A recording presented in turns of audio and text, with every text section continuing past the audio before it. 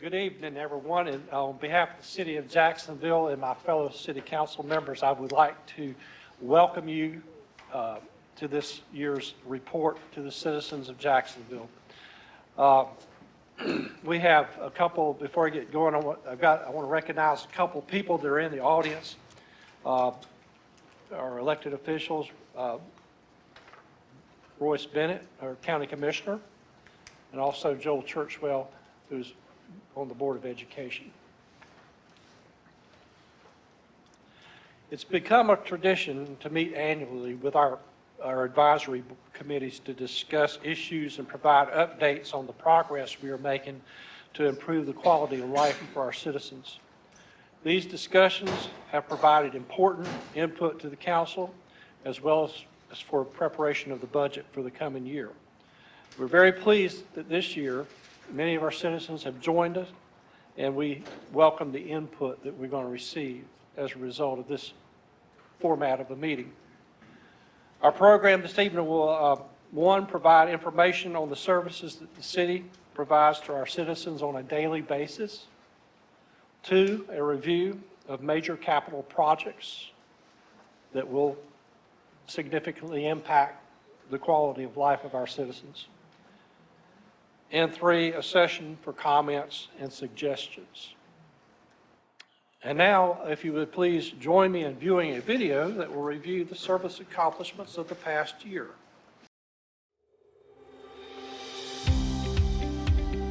The City of Jacksonville works hard to deliver great customer service to its citizens. We'll take a look back at the 2016-17 fiscal year to recognize major accomplishments by city departments. But first, let's dive into the city's budget. In FY 16-17, the City Council adopted a $48 million budget, over $23 million of which came from property tax revenue. Sales tax provided $10 million in revenue. Let's break the budget down. Of the $48 million, 48% came from property tax. Sales tax provided 22% of the budget. Fees for service generated about 3% of the total budget. The remaining 27% comes from other sources. The Water and Sewer Fund had its own operating budget of over $30 million.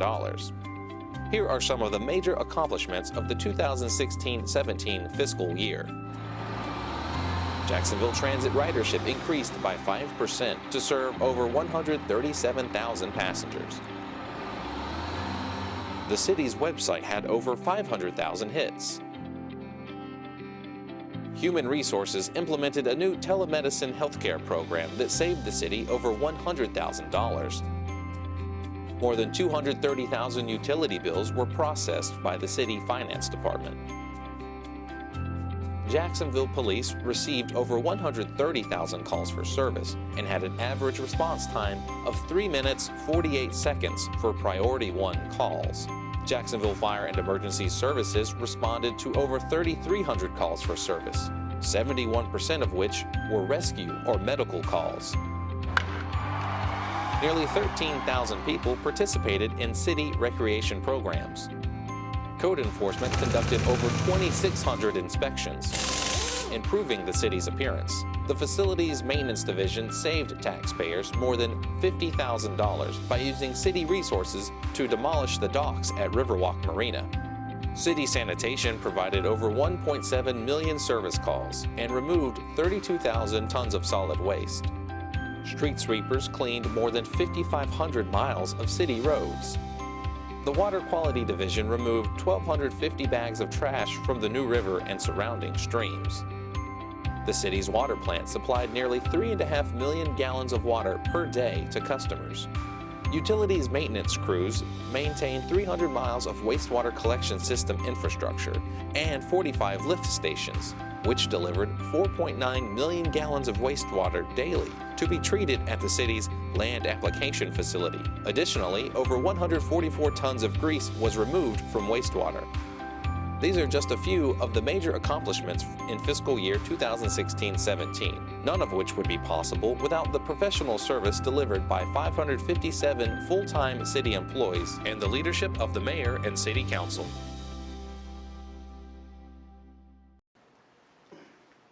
service. That's what your city employees deliver every day to our citizens here in Jacksonville.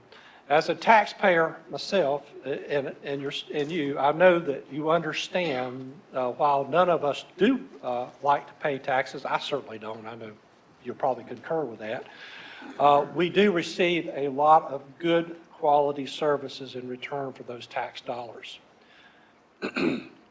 Now let's look at some of the major transportation and paving improvements that will be coming up in this year. And here is Anthony Prinz, our transportation director, who will give you a little bit of the information on that. Thank you, Mayor. Good evening, everyone. Good evening. So this is the second night in a row that I have to talk about transportation projects. And honestly, this is a very exciting time for Jacksonville and Onslow County.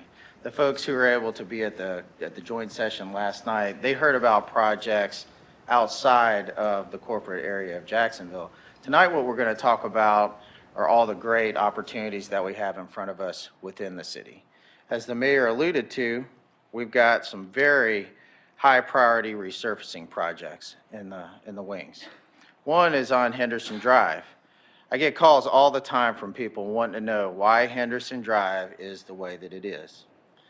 Well, a lot of it has to do with the amount of traffic that it carries, but also we've held off on resurfacing Henderson Drive so that we can do some strategic things under the roadway surface so that over the long term we can help preserve that nice, smooth riding quality of the finished paving.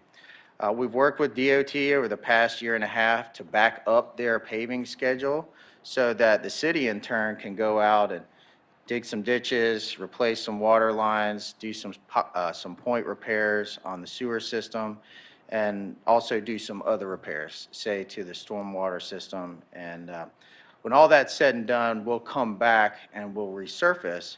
The good thing is we're doing all of this work up front while the roadway is in bad condition, so that when we come back and resurface, we're not having to dig up the road 6 months, 2 years later to fix some of these things that we already know that they're a problem. You can see the scope of work on the screen there. We're basically going from Mill Creek up to Gum Branch Road.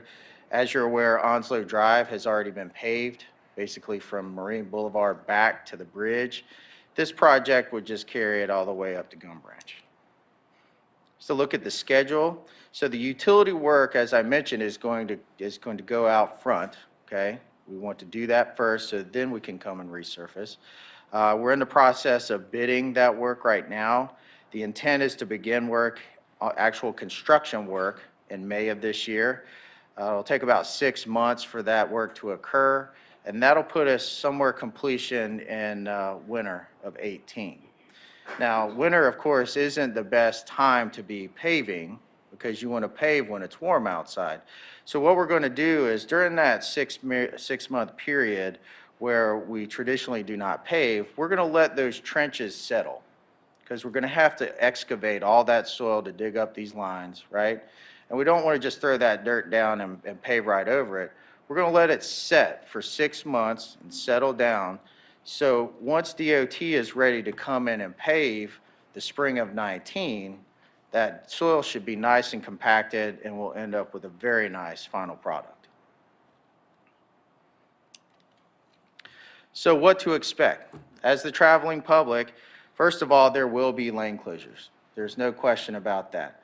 All of our utility lines are under the road. So to get to them, we will have to close some lanes. The good news is that in this particular case, we've got 5 lanes to work with. So even though we might have to close 1 lane or 2 lanes to get to the utilities, we are going to be able to maintain traffic on Henderson Drive. What this means is that at some point, we will have slow-moving traffic out there. Some of the work will be done at night, even though a majority of the utility work will be done during the daytime. Mostly what will be done at night is the resurfacing. And I'm sure you have the question of, okay, if I live on Henderson Drive or if I own a business on Henderson Drive, will I be able to get home or get to work?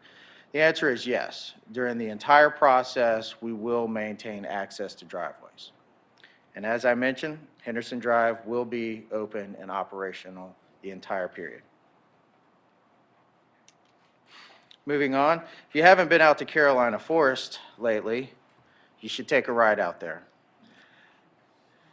Before the winter weather, the road was in fair condition. But we learned a little bit about frost heaving over the past couple of weeks. And what that means is, at least in the road business, when you get water underneath the asphalt, it starts to pool up between the gravel surface and the paved surface. And we all know what water does when you put it in the freezer, right? It expands. So it ends up expanding and popping up the asphalt. And that's happened all over Carolina Forest Boulevard. Luckily enough, we received an appropriation from Representative Shepherd about 2 years ago, $250,000 that he got us to help rehab Carolina Forest Boulevard. And before the winter weather, we had a certain scope of work, right? We were going to do some spot patches, et cetera. But now that Mother Nature has taken her toll, we're probably going to end up having to expand that scope. In general, we're going to do some concrete repair, stormwater repair. It's very similar to what we're doing on Henderson Drive. There will be no subsurface utility work here, though. We'll resurface a good portion of the roadway. And because there's a lot of pedestrian activity out there, we know that a lot of the kids walk to school. We know a lot of people walk to the local retail. We're also going to be adding in some crosswalks where it makes sense to help improve some of the pedestrian safety out there. Here's the project schedule. Since there's no utility work, this one's very simple. We're bidding the project now. We should have the results back within the next month or so. The goal is to begin work in the April and May timeframe. My money's more on May than in April, generally because that's just a better time to start mobilizing. It also works better with the school schedule, right? What we don't want to do is go out there and tear up the road when we're going to have buses and school traffic, thousands of people every day trying to get to Carolina Forest Elementary School.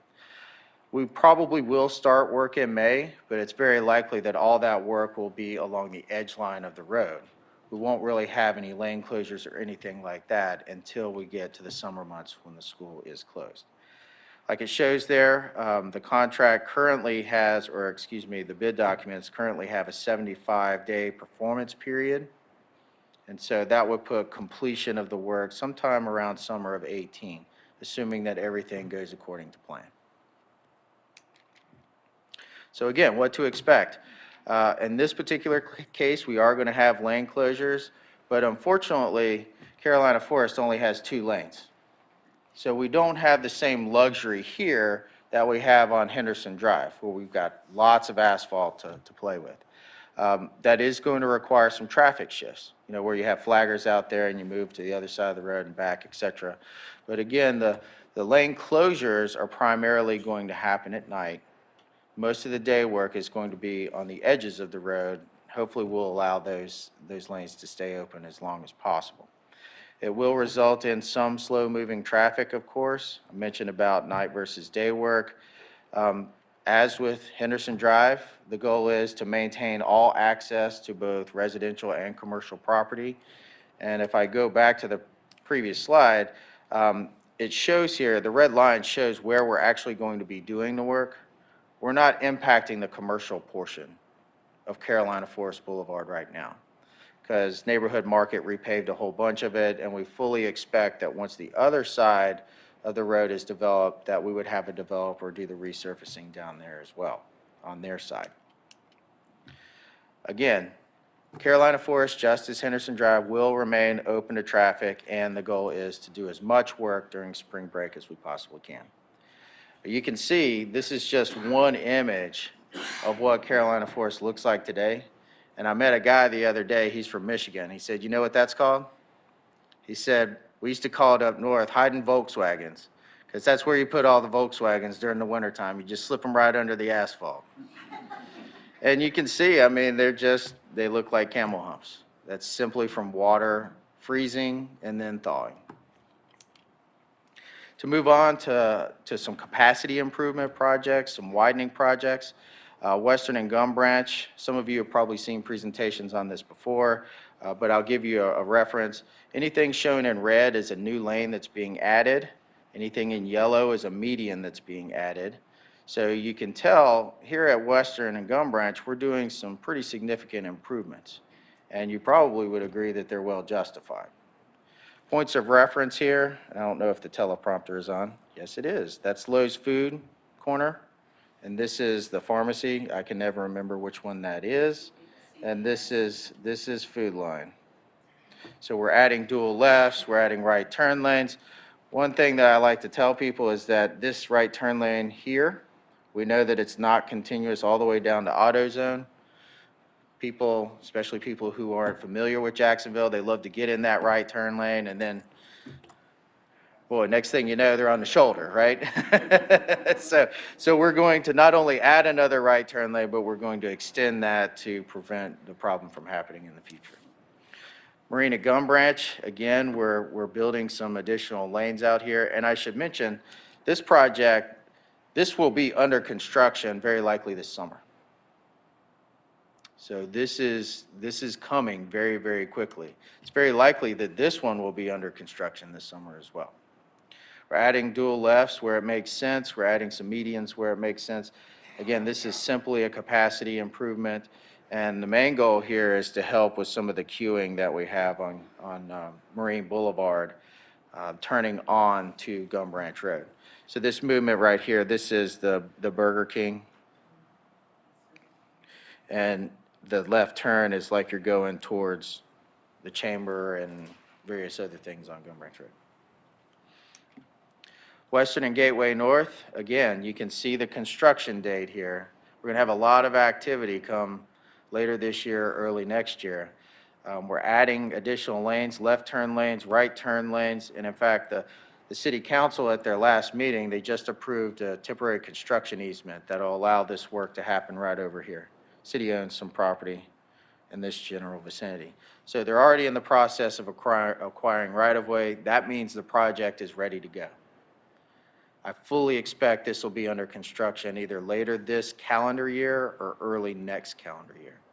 Should also mention that these dates are a little bit misleading in the fact that we refer to fiscal year implementation when we talk about transportation projects. We don't refer to calendar year. So fiscal year, of course, is July 1 through June 30. Also got some other improvements here.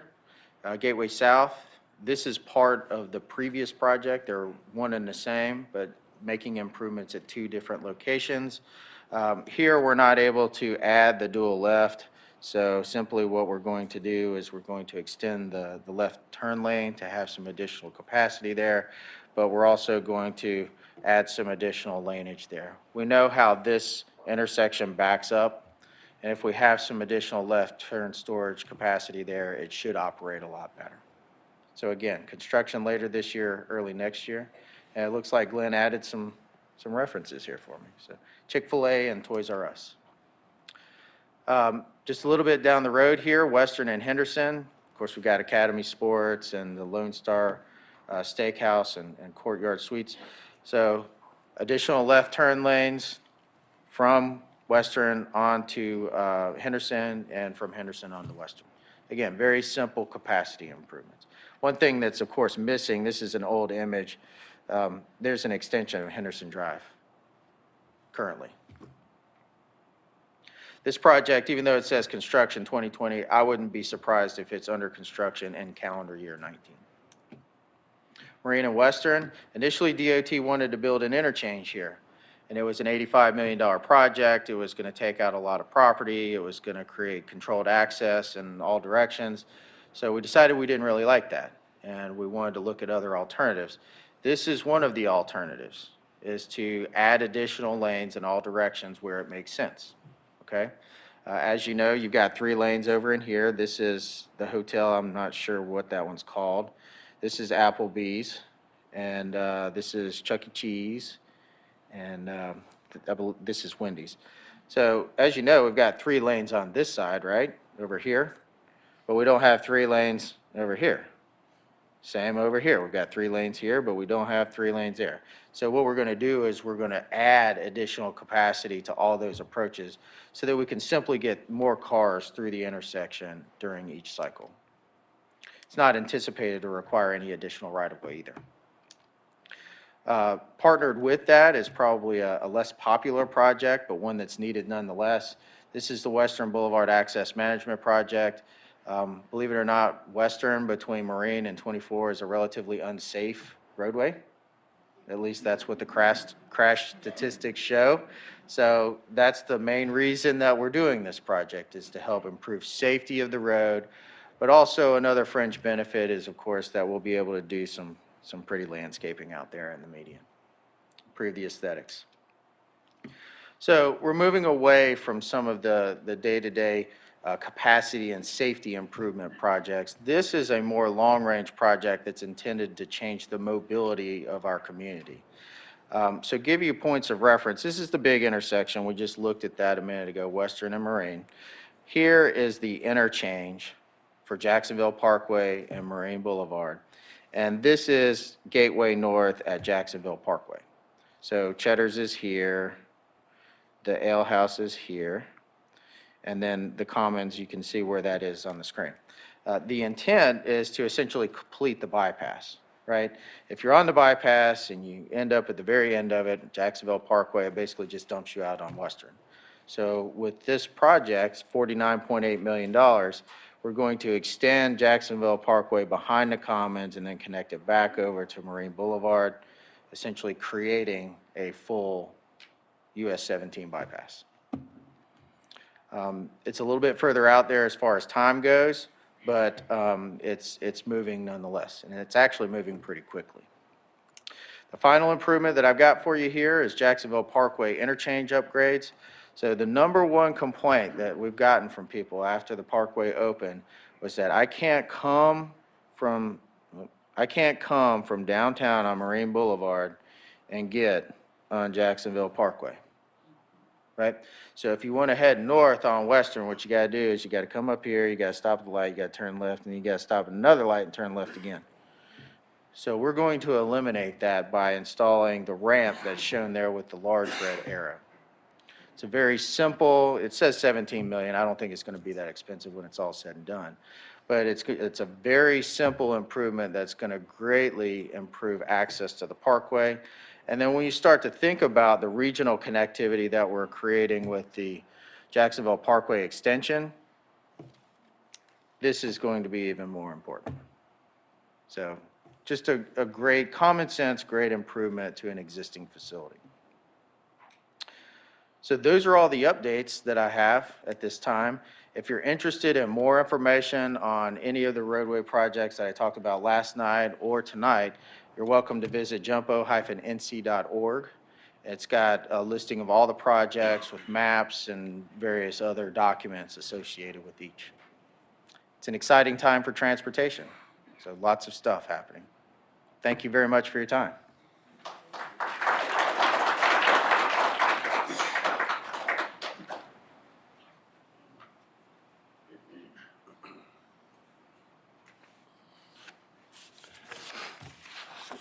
As you can see, we're going to have a lot of road work ahead of us here. Anthony mentioned that there'll be some inconvenience along the way, but the thing is, when it's all said and done, we're going to have a lot easier way to get around here in Jacksonville and Onslow County after all this work is finished. And it may seem like it takes forever, but you know, it'll eventually be completed. Now that we have heard the news about the paving projects, let's learn a little bit about our capital improvements. And at this time, I would like to ask Greg Meshaw, our city engineer, if he come forward.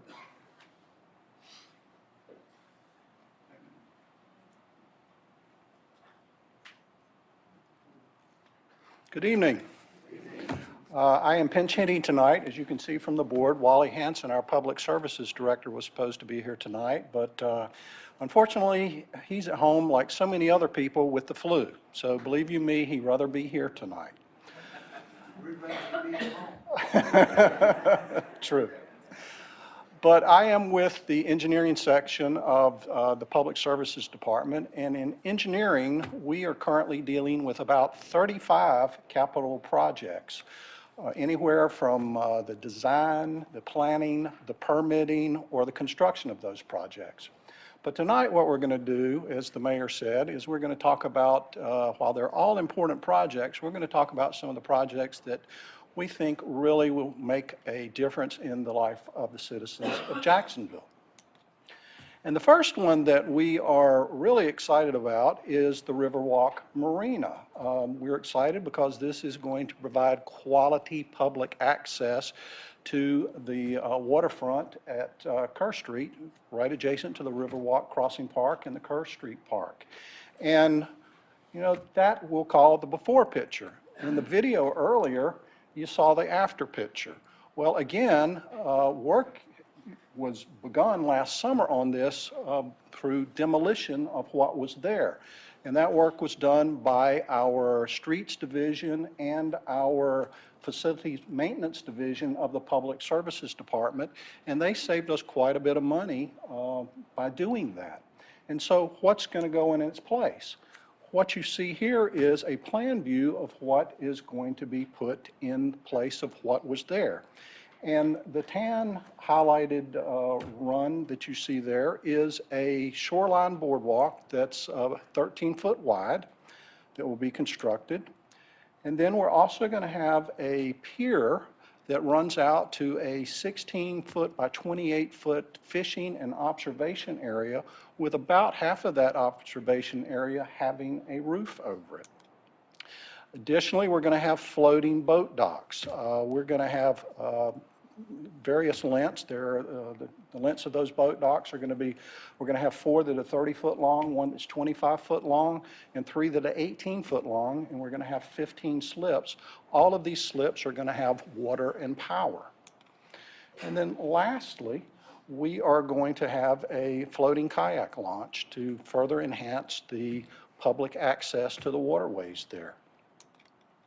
Where we are on this project is we just executed construction contracts. We tend to expect that construction will get underway sometime around March, and this is about a 6-month project. So come August, September, you should see the marina in place. The next thing we want to talk about is in the downtown area, a stone's throw from City Hall. Is a project where we're going to rework the intersection of Bayshore and College. This project is the result of complaints that we had from several citizens that have traveled through this intersection about sight distance. And the problem pretty much emanates from this slip lane right here. People, you know, go back and forth along the slip lane, and that creates slight problems and sort of a conflict of traffic. So what we are planning to do is close that lane and route all the traffic along College to a single point with Bayshore Boulevard. We're also going to do other improvements there. We're going to provide sidewalks with ADA ramps, and to help with traffic, we're going to do pavement markings and paint some lines on the street. And we're also going to resurface that area. And as a matter of fact, it's part of, this work is going to be done as part of our street rehabilitation project, where we're going to continue that resurfacing of College Street on down past the new county health building. So I know everyone's looking forward to that because it is pretty rough out there. Another one that I know a number of citizens, or a recreation park project that I know a number of citizens are excited about, is at Northeast Creek Park on the west side of Corbin Street. And that project is currently under construction. I think it started in January. And the project involves the construction of a splash pad that you see highlighted there, a restroom building, parking improvements, and some site work associated with that. And when it's all said and done, this is what the splash pad is supposed to look like and will look like, actually. And I'm sure the kids are going to be excited about this, as well as the parents, because the one splash pad that we have gets quite a lot of use. It got a lot of use this past summer.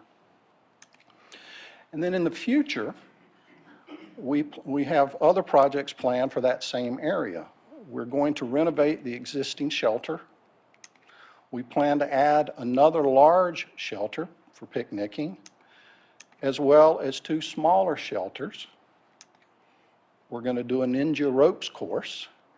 And then lastly, we're also planning a playground for the area. So that is stuff that we are looking to do in the future. Over to the Commons, we have a project that's under construction. It is located adjacent to Gateway South. It's behind Marine Chevy, and it's the Commons Amphitheater.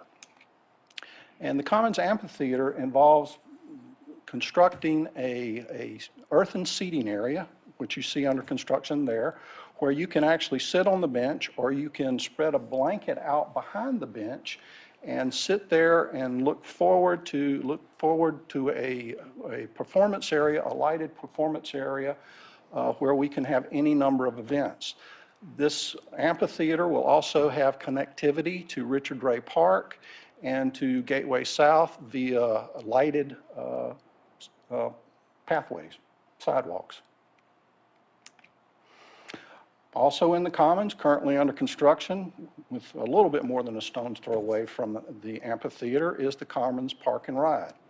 And of course, the name tells you what it's all about. It is a place where you can go park your car and board one of the Jacksonville transit buses to be routed to other places in the city. It has 167, it will have 167 parking spaces, and that will also be helpful when we have events at the amphitheater. We're expecting for this to be completed, as the bullet says there, in May of 2018. And then, as you can see, construction underway, as I said.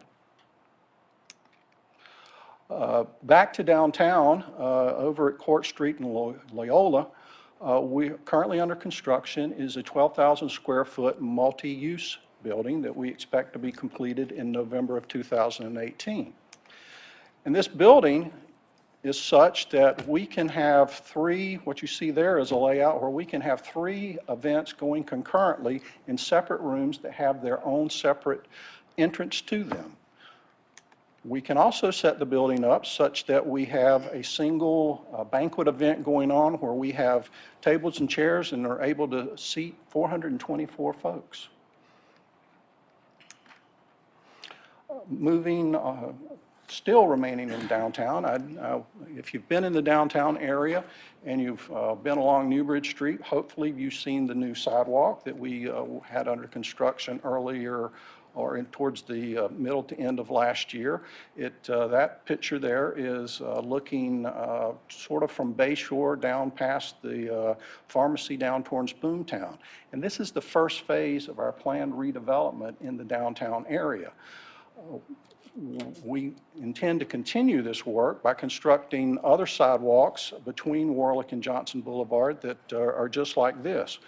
We also plan to do streetscaping work, pedestrian lighting, and while we're doing this work, of course, we're going to be trying to take care of any underground water and stormwater problems that we have, so that once we construct this, we don't have to go back and dig up stuff. And then lastly, one of the things that we're doing is we're working with the utility companies to relocate overhead utilities to below ground. And this is a concept plan of the streetscaping that we are planning, starting at Warlick, moving towards Bordeaux, coming towards City Hall, and you can see that we have a number of things planned. We have medians, with the striped areas being places where delivery trucks can pull off and provide deliveries to the businesses. We're planning pedestrian improvements, and just continuing on down Newbridge Street, and then on past City Hall. Our next phase of work that we plan, it's currently under design, is right here to to reconstruct the sidewalk here. This is the driveway into the post office, and this is Hearth Street. That project is currently under design. And so we hope to have that out towards the late spring, early summer, to continue on with our work. The rest of the work, if this is a large project, will, of course, occur in future phases. And then back to City Hall. And then lastly, one of the projects that I wanted to tell you about was the landscaping that we're planning on Western Boulevard. This is part of the continuing relationship that is occurring between the city and the North Carolina Department of Transportation, where we provide landscaping along North Carolina Department of Transportation major roadways. What you see there is planning that we have done along Huff Drive. We are planning in the next project to do very similar plantings on Western Boulevard between Exchange Drive and Circuit Lane.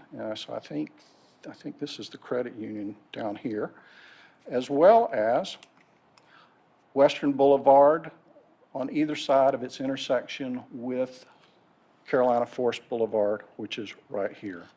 So in that project, I think we're planning, Anthony we were talking, hopefully getting underway in March. So those are some of the projects that we're working on in engineering in the city, but projects that we think will indeed bring great benefit to the citizens of Jacksonville.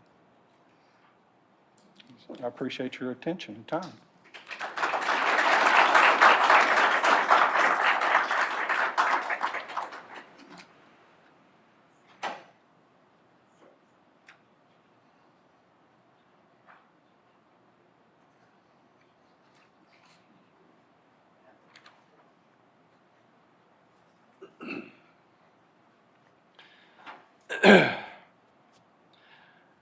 So we're going to go now and have another video in just a moment, but the council and I are committed to improving the quality of life here for all of our citizens. And we do understand the importance of having family activities and having them at no cost or little cost to our taxpayers. And each year, the council provides in the budget for funds to offer 3 free family oriented events. First off is National Night Out. Huge event here in Jacksonville. We draw a large crowd. It's a good opportunity for folks to come out and see our public safety people and learn a little bit about what they do. You know, see some of their equipment. It's a great community night because a lot of people get to see people that they normally wouldn't see. And we've done this for many years now, and it's been a success, a greater success every year. Winterfest in December. You just don't know what it's like in Jacksonville, North Carolina. For somebody who grew up here, I've been here for a long time, almost 60, yeah, don't worry about that. But, you know, to see at Winterfest, to come down there and see children and adults enjoying winter activities. I was amazed at the number of times that our city attorney, John Carter's granddaughter, went down the bobsled or the sled, the snow sled down the hill. It was very fun to watch. It was just really heartwarming to see the families out there and watching them just have a good time, you know, that we were able to provide for them. And the other thing is in May, we also have the Jacksonville Jamboree, another free opportunity for people to come out, enjoy themselves, bring their family. These are all family events, you know, that you can bring the whole family. We've done really well as far as the attendance at all 3 of these. Winterfest this year was huge.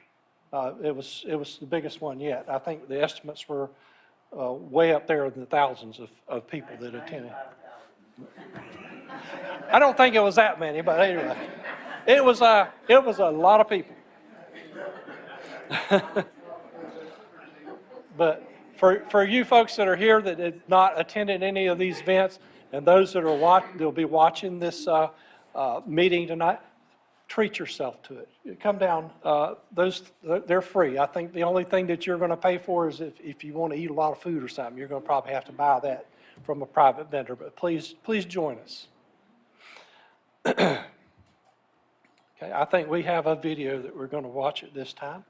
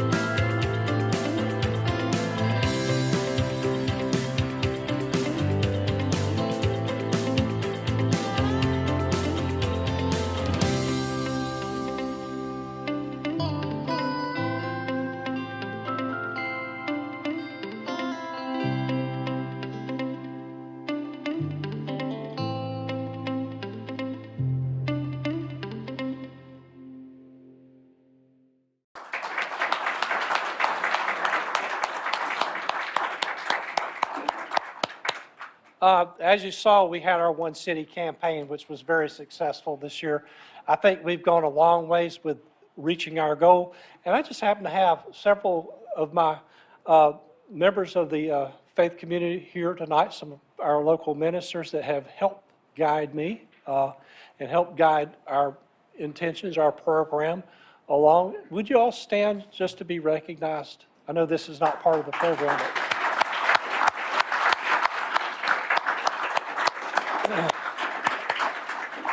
I thank you very much for all that you do for this city and this community.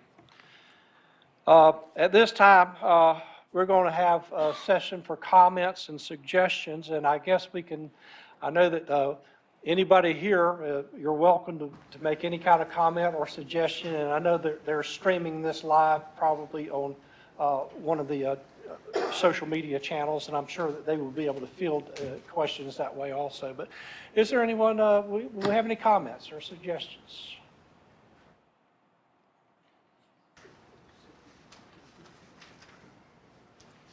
Yes, ma'am. Yeah, come on up here. Well,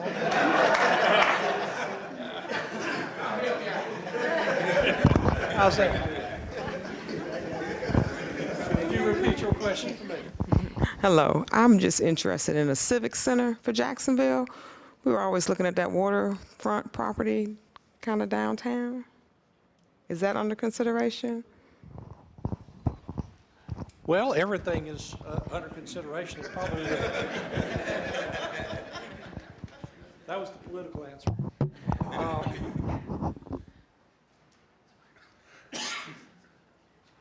back up here.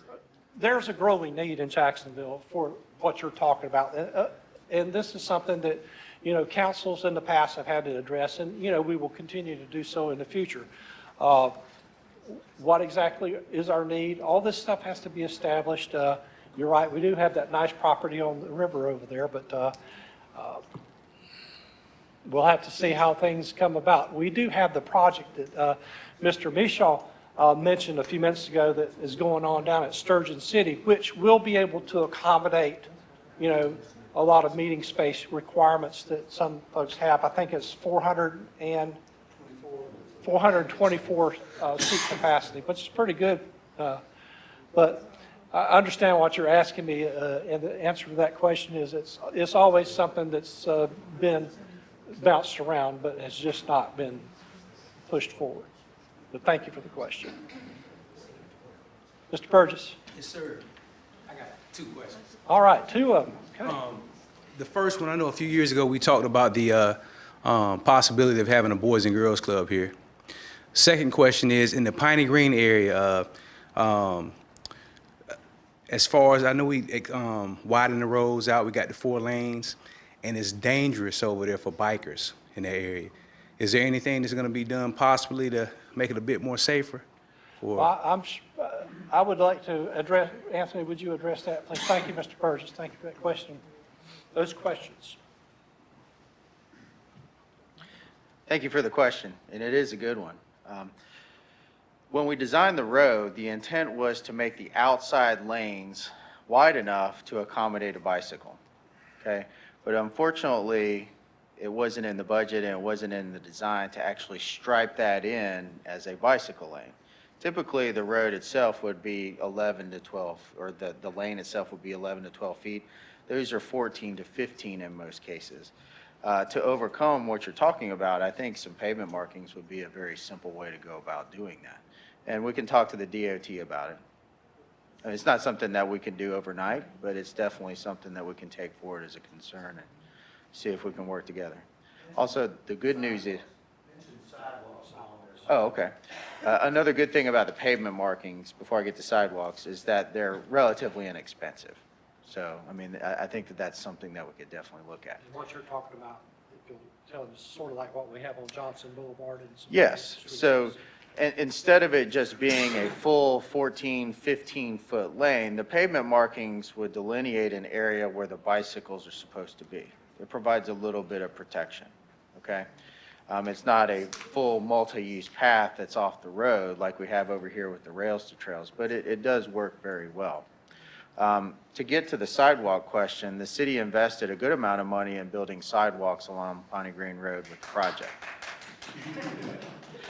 And unfortunately, all of Piney Green Road is not within the city limits. So we were only able to invest city money in areas that were within the city limits. That's why when you drive down Piney Green Road, especially when you're on the marine side, you see a very nice roadway. It's got grass medians, sidewalks on both sides. But when you get a little bit further down, those sidewalks start to fall off. Yes, sir. Follow up? Quick follow-up. Is that okay, Mayor? I'm gonna take a shot at Commissioner Bennett since he's sitting right here. So the other part, he can. In response to your other question, Mr. Burgess, about the Boys and Girls Club, there is an active Boys and Girls Club still in Jacksonville. I forgot what their... Okay, the Brigade Boys and Girls Club. I want to say they are based out of, is it Clyde Irwin Elementary School? Yes. They do a great job, too, by the way. And YMCA. It's in its formulative phase right now. There is a Y committee. This is, done apart from the city. This has nothing to do with, city government, but there is a committee that is working on trying to work with the Y and try to get a local chapter here. There is an issue of money. We're working with the people on the Y committee, the local Y committee, to try to help, as much as we can as a city to try to get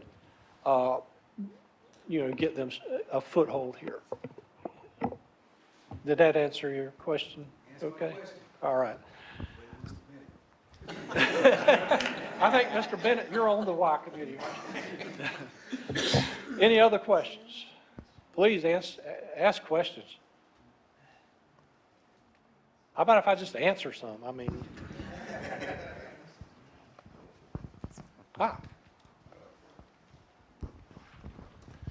So I'm 32 years old, and I'm from Jacksonville, and I'm really proud of our town's progress coming into the fold of great, both aesthetic and functional facilities downtown is fantastic. So most of you guys know I advocate for addiction and mental health challenges of our county, and while we can make our town look good, quality of life also includes the medical, the mind, body, and spirit nature of our taxpayers and the workforce here. I am also proud of our city and county partnership with the Crisis Center. So we can't forget the progress on that partnership with our Crisis Center. So I guess I see some appropriations from our state for some highways, which is fantastic.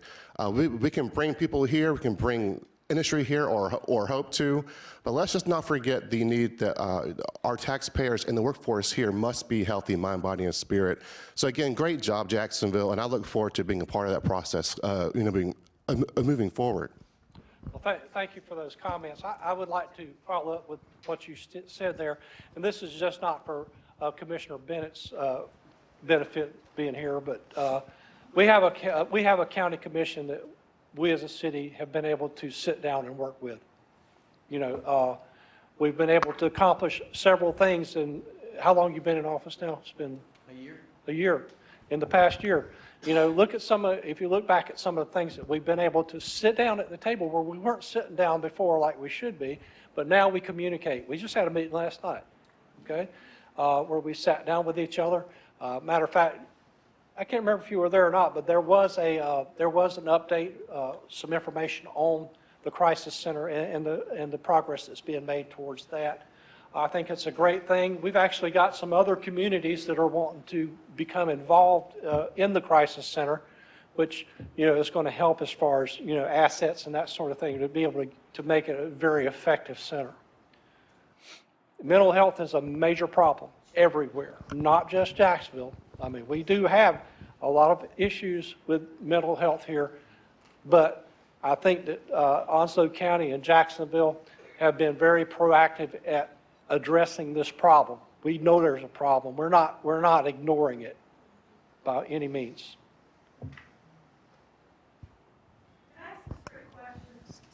Get that microphone, Betty. You stand on your tiptoes. Are we going to eventually have a hard median when you're coming 17 south to the western intersection? I know we've got those temporary barriers out there now, but they don't seem to be working.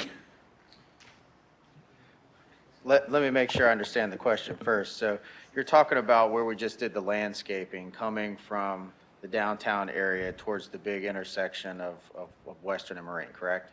Yeah. Right there where Moose Haven is? Yeah. So that's been an ongoing challenge. It was a challenge before the interchange, and it's been a challenge ever since. The temporary barricades are, in fact, temporary. And as we move forward with the project that I showed you, where we're going to add lanes in all the directions, there will be a hardened surface in between the lanes to prevent people from crossing over there. We thought that landscaping was going to solve that problem, but evidently landscaping is temporary as well. So we have the barricades. They are, they're as effective as really the landscaping is, but that's what we have at this point. It will be permanently fixed in the future. Thank you. Other questions? We have plenty of time. We have.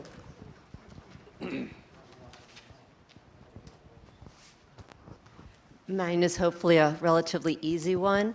With all of the lights and everything that you've been talking about, where Bryn Mawr crosses Western Boulevard, Western has a dedicated turn arrow to turn into either direction going onto Bryn Mawr. But if you're on Bryn Mawr going either east or west, trying to turn onto Western, there is no dedicated green arrow.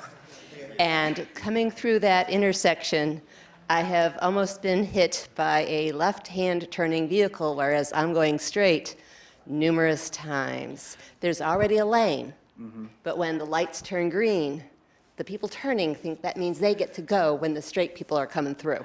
So can we orient on where you are again? If you're on Bryn Mawr and you're going straight across Western Boulevard, the people on Bryn Mawr on either way, so oncoming, if you're trying to turn left onto Western, Yes. and I'm trying to go straight through, you keep wanting to turn left right on into me.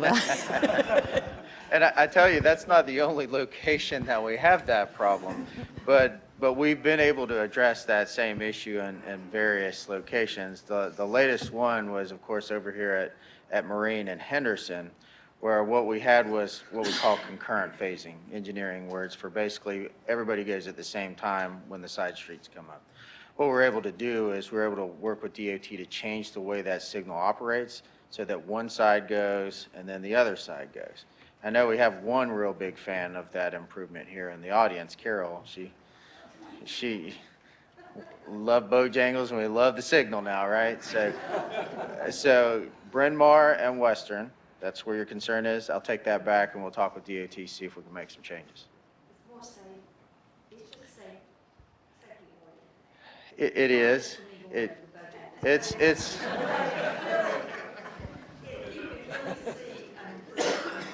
We got it. We got you. Yeah. You know, and a lot of folks are not quite clear a lot of times on this whole street ownership and maintenance situation. A lot of the streets that you think the city is responsible for here in Jacksonville are really not our, we don't really have any authority as far as any kind of maintenance and all. They belong to the state of North Carolina, the Department of Transportation. So we're kind of dependent on them, but fortunately, we have always had a pretty good working relationship, and they have been very amenable to helping us as far as, the traffic. I'm excited about some of the stuff that Anthony was talking about with these traffic changes. It's going to make our life a lot easier getting around this town. So, but, it's a lot of work, but it's going to benefit us in the long run. Okay. I have a question for Greg on the Sturgeon City project. How many parking spaces come with that project?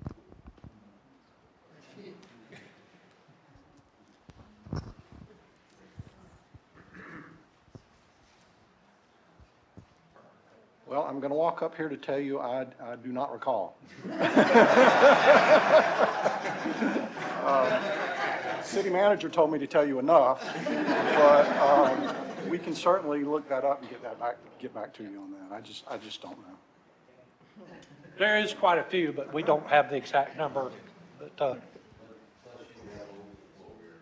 right. There is an overflow area to the east of that.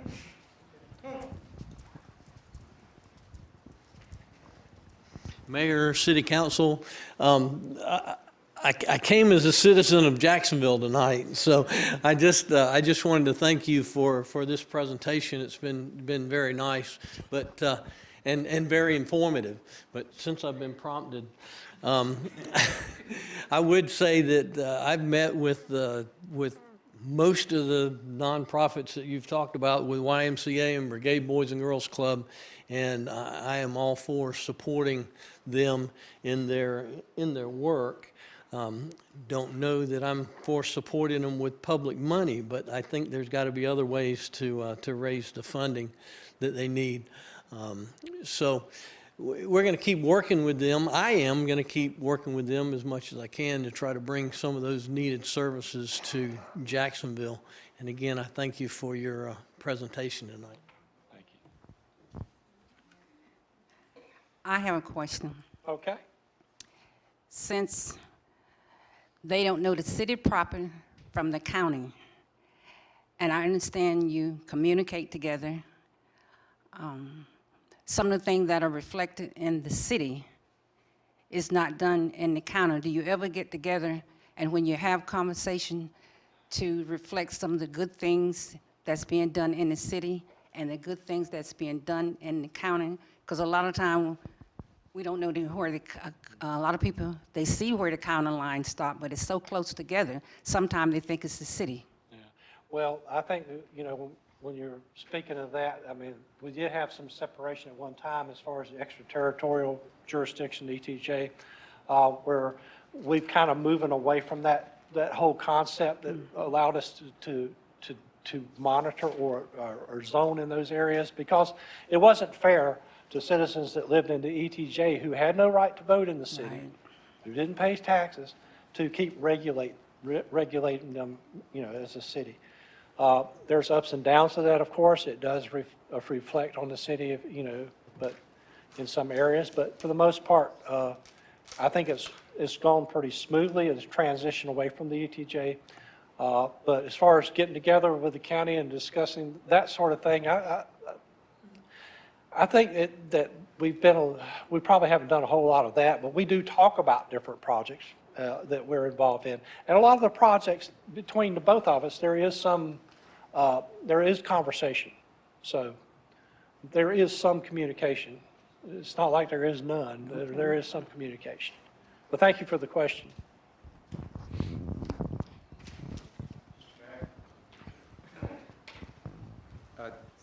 You're glad to be here, aren't you? Yes, I'm very glad to be here.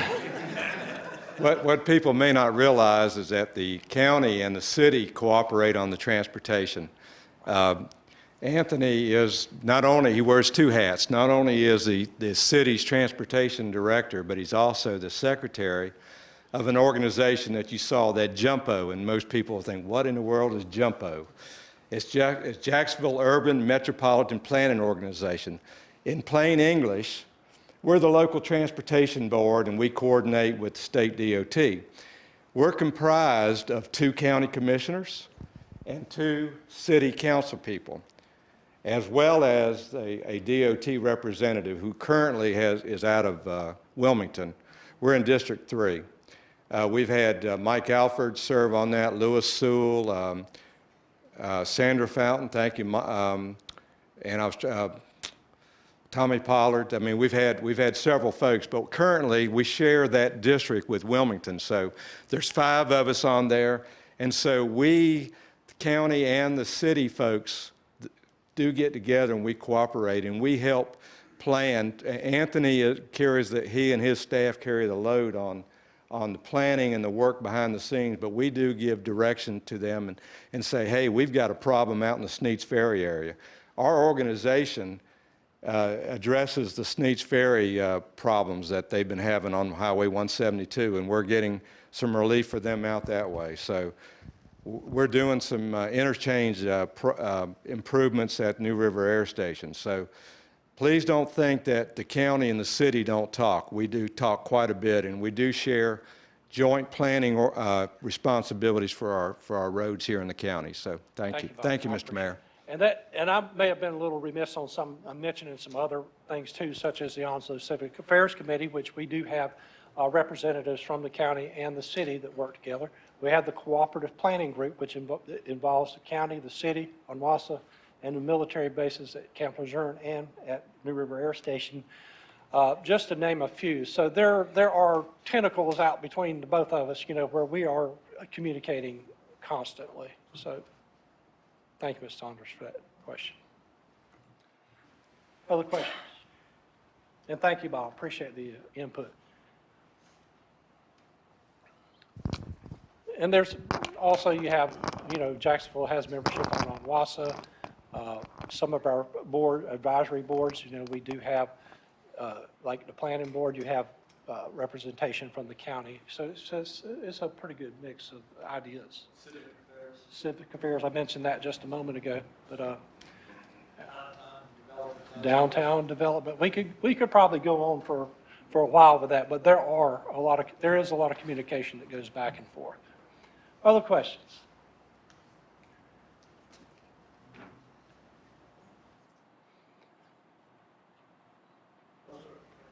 All right. So I have more of a comment. From a veteran's perspective, I'd like to thank you and the city council for all the hard work you do. I noticed on the video you had all the memorials out there and all the services we have for our veterans. And, you know, being a caring community, it really stands out in those ceremonies. I mean, we see from the Beirut Memorial, all the parades, the 911, we have several big ceremonies that bring in a lot of people. And I'm sure, as you all know, that this year is the 35th anniversary of the Beirut Memorial. You can have over 3,000 folks attend that service. And it's always a pleasure working with the city and your staff, Mr. Hargett, and everyone that participates to make those things happen, because they're not easy. So we and everybody that makes those things happen really appreciate the help that goes into that. So thank you very much. Thank you for that. Other questions, comments? Seeing none, let me take this opportunity. I do want to recognize the members of our city council that are here tonight. Angela Washington, Brian Jackson, Randy Thomas, Bob Warden, Jerry Bittner, how would I say that here? Jerry Bittner. And our Mayor Pro Tem was unable to be here tonight. He's off on business for in D.C. But the reason I want to point these folks out here, and we have a lot of our staff here. You've seen some of our staff giving reports on this. I want to point out that a lot of these projects have been made possible by us working together as a body, as a body, elected body. But we have the best staff that money can buy. I want to applaud them.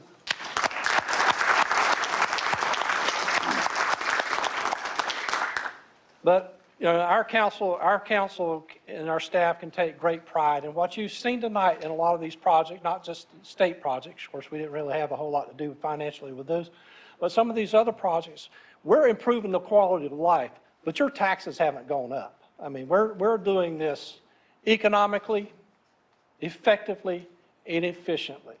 That is our philosophy here at the City of Jacksonville. So in closing, though, I would like to thank all of you for attending tonight. And the city clerk, Carmen, back there, she's been taking notes. She's got some of your thoughts and suggestions that she has recorded. And we'll review them. Some of our staff folks will review them and determine what, if anything, can be, used as far as being able to help us out with that information. And at this time, I'd like to thank you again for coming, and have a great evening.